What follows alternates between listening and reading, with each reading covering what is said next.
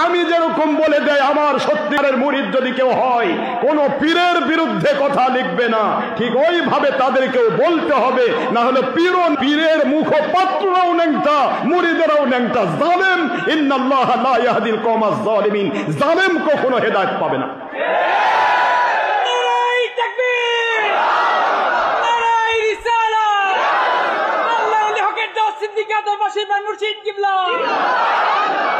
আমার কোন মুরিদ কাউকে গালি দেবে না, আমার কোন মুরিদ কাউকে কখনো হিংসা করবে না। আমরা হিংসা, অহংকার, লোভ, মিথ্যাচার সবকিছু থেকে নিজেকে নীরব রাখবো, কারণ আমার মালিক আমাদের মালিক, আমরা তার গোলাম। আমাদের দ্বারা যদি 10টা লোককে হেদায়েত করতে হয় সেটা মালিক করবে, আমরা জুলুম করে কাউকে হেদায়েত দিতে পারবো না।